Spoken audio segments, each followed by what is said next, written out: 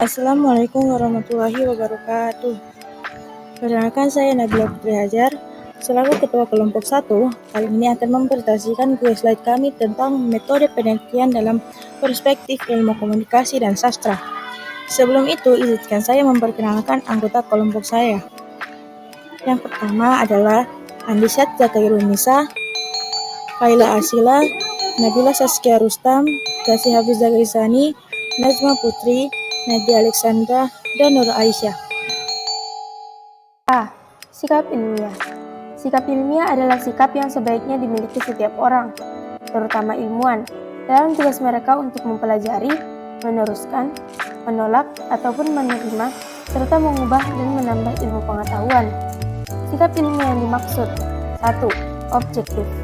Keadaan objek.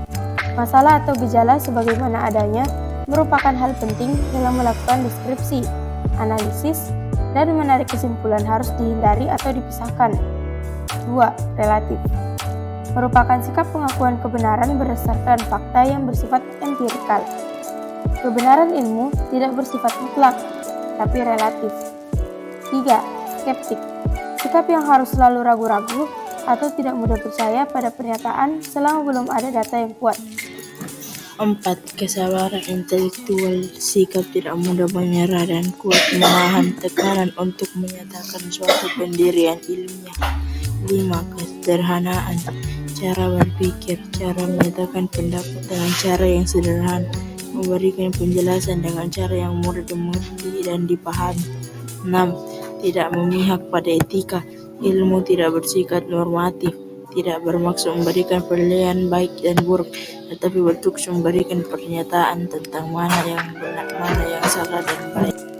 B. Syarat dan ciri karya ilmiah. Hasil berpikir ilmiah yang melandasi penelitian ilmiah melahirkan karya ilmiah. Karya ilmiah yang memiliki syarat berikut. Penyajian fakta. Untuk memperoleh fakta diperlukan data.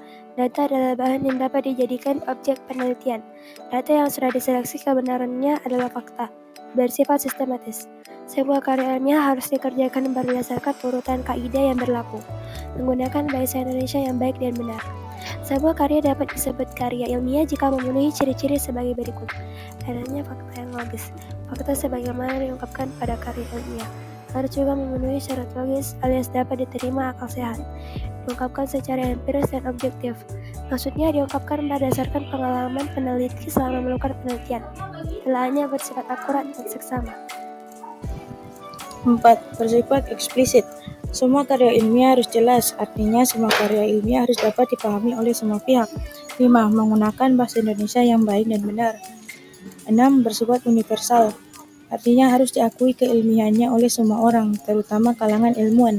7. Sistematis, sebagaimana diungkapkan pada syarat karya ilmiah.